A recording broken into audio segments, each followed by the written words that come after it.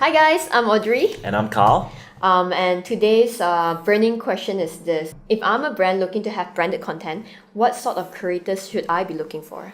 Great question. And I think the key to that is really understanding who are you trying to target, right? So if I'm a luxury brand and I'm targeting a crowd that is after luxury and can afford luxury items, you really need to go into look for creators that would also fit that as a start, right? So I think thinking about the audience mix, using data to really go deep and understand that, hey, they really have the audience that we want.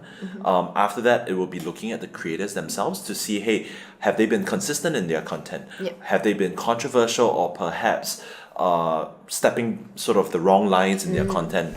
What's tone their of history? voice, right? Their tone, their style. Are they professional to work? Professionals at work, right? Because a lot of people just sort of assume, hey, this guy is really popular and I want to work with him, right? But the experience turns out to be an absolute nightmare because maybe it's not a good fit or whatever reasons there are. So I think having that at the back of your campaign, at the back of your mind, before you approach any creator is actually really critical, because just because some guy has 5 million followers, it doesn't mean that he might be a good fit for you, Very right? true. I think localized audiences are also really important. So for example, you might not want to necessarily find the biggest creator who has a huge audience, but maybe just a small segment of that would be your local targeted audience, right? Versus somebody who has a lower total followership, but is a real concentrate of locals that you are going after in that age category. So I think doing your homework, thinking about these things, getting word around the industry, hey, what's the experience been?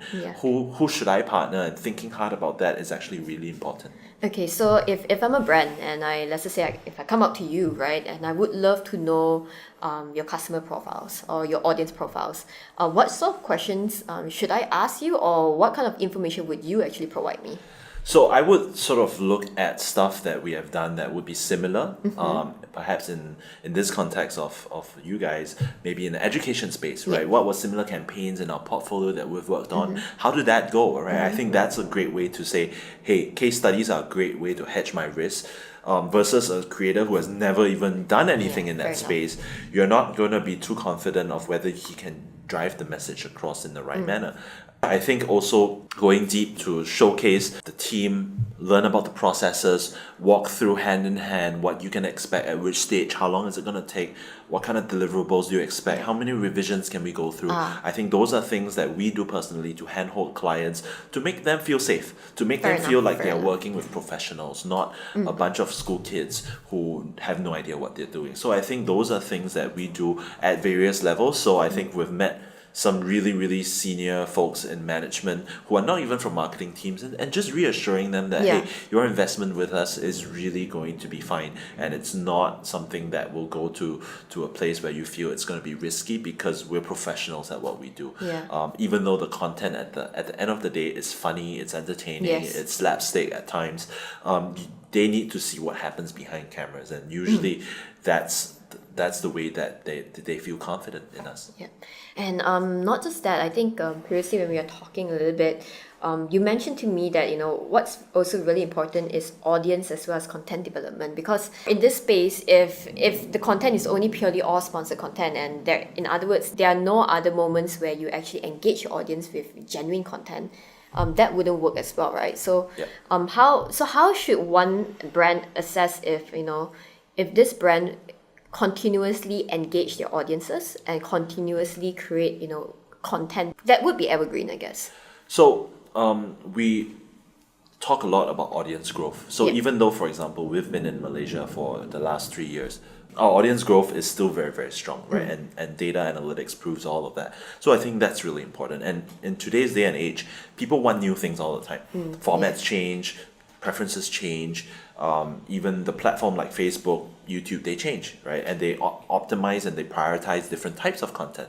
So to show that you have been growing, to work with a creator that has been growing consistently is actually really important, because that also shows that they're innovating, that they have new products, new styles, new content, new personas, right? And I think that is also another safe bet versus going for somebody who's been doing the same thing for the last 8 years. Fair enough. Audience is really sort of dropping, and numbers are not that promising.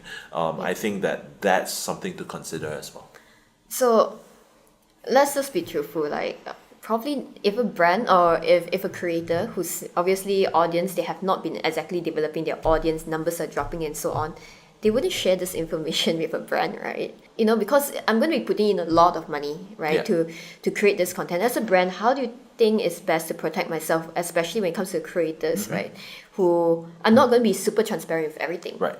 So I think there are a lot of third-party analytics tools that you can actually use. For example, Social Bakers is a great way to show and track actually what this creator has been doing, what this channel has been focusing on. And you can see everything. It's transparent, it's open source through YouTube or Facebook, and you can find out everything that you want to find out without ever talking to the creator himself. Yeah, fair right. enough. So I think that is a great way to actually do your homework again before you spend that money, so that you really get the maximum ROI for your investment.